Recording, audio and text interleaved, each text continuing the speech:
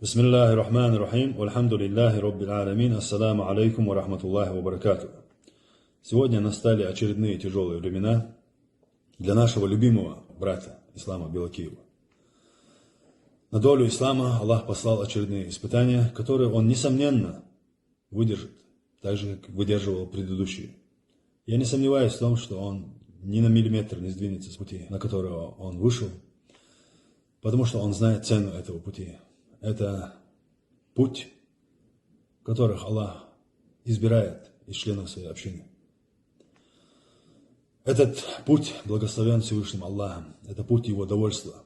И, конечно же, как и всякий путь настоящего истинного довольства Аллаха, он тернист, он сложен, и на нем множество испытаний.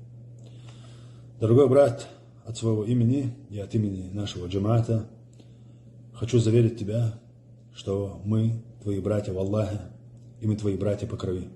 В нас ты найдешь хорошую опору. Я хочу, чтобы это знал не только ты, я хочу, чтобы это знал твои недруги.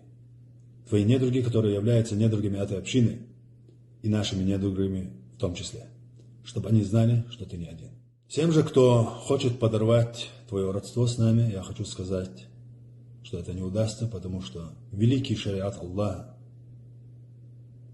словами избранного Аллахом человека Мухаммадом, саллаллаху алейхи вассалям, говорит нам о том, что сын сестры из них. И именно так в Сахих аль-Бухари приходит глава, в которой пришли хадисы на эту тему, что сын сестры из них. И ты сын нашей сестры. Ислам хатхаиши уауа, хатхауа шариату яхштейт. Хатхуцева, иншаллах, тхохуцедон. И до конца всей нашей жизни молю Аллаха, чтобы мы таковыми оставались. Назло всем твоим недругам, опять же, которые являются недругами этой общины. Я желаю тебе, чтобы ты в этом мире находился среди людей лучших представителей этой общины. И чтобы в мире ином ты оказался среди них. Амин я Раббил Аламин. Ассаламу алейкум ва рахматуллахи ва баракату.